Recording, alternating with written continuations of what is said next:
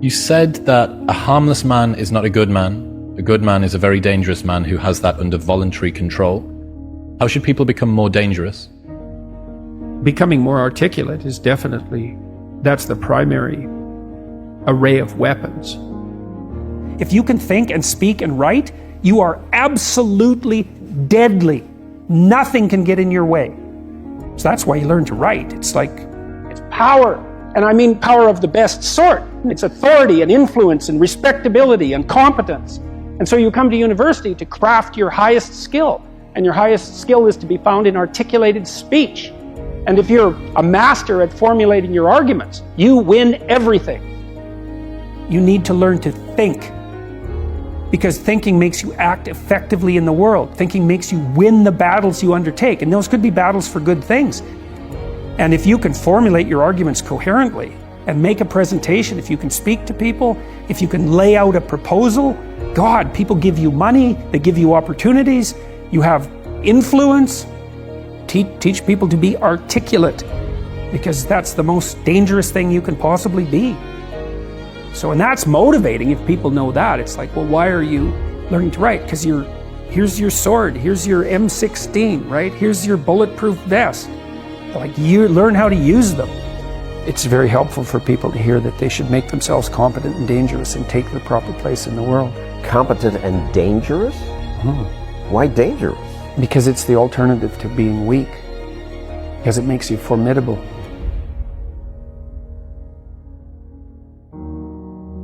Even if the world was conspiring against me and my failure was 95% the fault of external occurrences and other people, what did I do that wasn't as good as it could have been, and where did I fail to look so that the probability of my failure was higher? Now, to ask that question, you have to want the answer. That's what it means to knock or to ask or to seek. This is no joke. It's like you have to want to know. And it's a very painful thing to do, because especially if you had given it your all to the degree you were able, and you have reason to be bitter, you're going to be searching for the errors that you still made. And discovering your own errors is always extremely painful, right? Especially if they're errors that you're in love with. And so you have to be willing to strip yourself down. That's what humility means fundamentally. But the advantage is, this is why it's so useful to listen to people. You might find out where you're stupid, and then you could stop being stupid. And so one of the reasons you confess your sins, let's say, is because you want to discover where you're insufficient. Now, it's painful. It's painful to encounter an impediment in the form of someone else's opinion that might show you where you're blind and ignorant, or willfully blind even. But the advantage to that is you can rectify the error, and then as you move forward, you're stronger. One of the things I taught my kids, and I hope at least somewhat successfully, was that you should always ask a stupid question. And that doesn't mean the sort of question that someone who wasn't paying attention would ask. If you're listening to someone and you don't understand what they're saying, and you reveal that, you're revealing your ignorance, and maybe you're in a room full of people and you think you're the only person stupid enough to not get it, which is very rarely the case, by the way. The thing is, though, if you reveal that ignorance to yourself and to the other person, they can rectify it. And if you do that 1,000 times, you're not ignorant anymore. If you ask 1,000 dumb questions and you listen to the answer, then you know 1,000 things, some of them deep, that you didn't know before. So that's the advantage to searching your soul, let's say, for unrequited sins and attempting to atone. That's not a delusion, right? It's an attempt to set yourself right. And so you write an autobiography because you need to know where you are and who you are right now. Because how the hell are you going to plot a pathway to the future unless you know where you are? And then you need to write about the future, because you aren't going to hit something unless you aim at it. That's for sure. And lots of times people won't aim at what they want because they're afraid. The reason they're afraid is because if you specify what you want, you've specified your conditions of failure. You know when you fail. And it's better just to keep it foggy. It's like, well, I don't know if I'm succeeding or failing, but I can't really tell. Well, great, except you can't hit anything you don't aim at. And so The future authoring program is like it's an attempt to have you articulate your character, and so is the past authoring program. Who are you? Important events that have shaped who you are. And you may find that some of that writing makes you emotional. And I would say, if you have a memory that's more than 18 months old, roughly speaking, and when you bring it to mind, it has an emotional impact, especially a negative emotional impact. It's like part of your soul is stuck back there. And I know that's a metaphorical way of thinking about it, but what I mean is that the reason that you still experience the emotion is because you have not solved the problem that situation faced you with. It might be a real problem, like maybe you got tangled up with someone who was really bad, and that's rough, man, because you've got to come up with a theory of malevolence to deal with something like that, and that's no joke. But if it still produces emotion, it means you haven't solved the problem, and your brain is still pegging it as threat. It's a part of your territory that you did not master. Threat, threat, threat, threat, threat. And until you take it apart, and articulation really helps that, writing really helps that, then you're not going to free yourself from its grip. Put yourself together. And then maybe if you put yourself together, you know how to do that. You know what's wrong with you, if you'll admit it. You know there's a few things you could polish up a little bit, that you might even be able to manage in your insufficient present condition. And so you might shine yourself up a little bit, and then your eyes will be a little more open, and then you can shine yourself up a little bit more, and then maybe you could bring your family together instead of having them be the hateful, spiteful, neurotic, infighting batch that you're doomed to spend Christmas with. So then you fix yourself up a little bit, kind of humbly, because, God, you're a fixer-upper if there ever was one. And then you got to figure out, well, can you figure out how to make peace with your idiot brother? And probably not, because he's just as dumb as you, so how the hell are you going to manage that? And so then maybe you get somewhere that way, and your family's sort of functioning, and you find out, well, that kind of relieved a little bit of suffering, although it reduced the opportunities for spiteful revenge, and that's kind of a pain in the neck.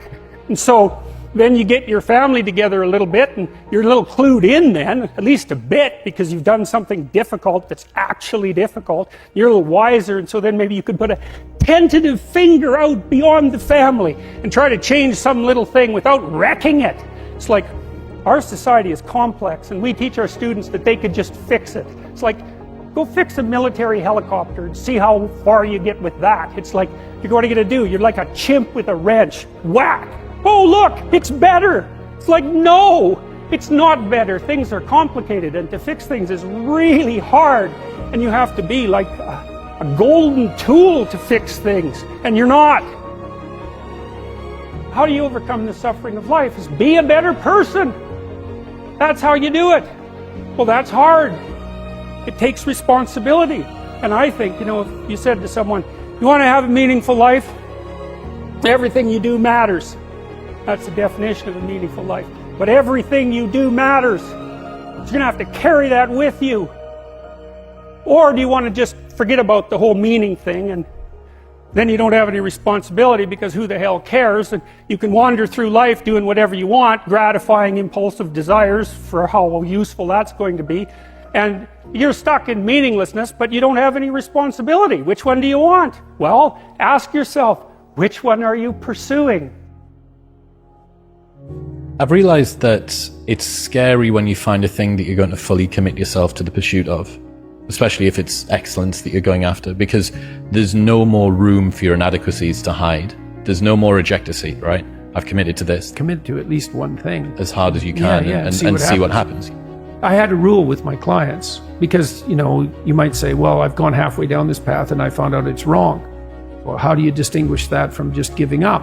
Well, that's a really hard question, right? It's a moral hazard, because it's inappropriate to continue in a direction you now realize to be wrong. But it's also inappropriate to give up and use that rationalization as an excuse. And how do you distinguish? Especially seeing as we're not transparent to ourselves. Well, right, exactly. So that is genuinely a moral hazard. You can change course as long as the next thing you do is equally or more difficult, because that's a check against just giving up. So You want to discipline yourself so you can get yourself organized so that you can go in a particular direction, so that when you find the right direction, you can really go in that direction. And that does require an apprenticeship of sorts.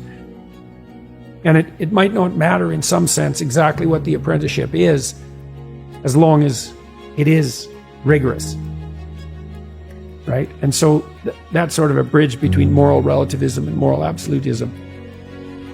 There's lots of games you can play. It's not that obvious a priori which is the best game, so that's kind of a morally relative stance. There's multiple playable games. But then the absolute is, yeah, but you have to play one of them. You have to learn to play one of them. You have to become an expert at least one of them. And then that's not a relative proposition. And I believe that's true. That seems to me to be the case. So you want to commit to something. And then when you commit to something, you require yourself to bring all of your disparate components moving in a single direction, united in a single direction. So it's a unifying act. And then once having been unified, well, then you can bring that unity to bear on a variety of different tasks. But you have to bring it together first. So, and that makes sense developmentally. You see children start out as a disparate bundle of motivations and emotions, sort of warring with one another. And then they can integrate that into single games that they can play with themselves. And then they integrate that with games they start to play with other people. And all of that is integration. It's not subjugation, it's not repression. Not if it's a good game, it's integration. You want to get integrated because then you have all the horses that are pulling your chariot pulling in the same direction. And you're much more likely to get to where you want to go then, and also much more likely to specify a good place to go.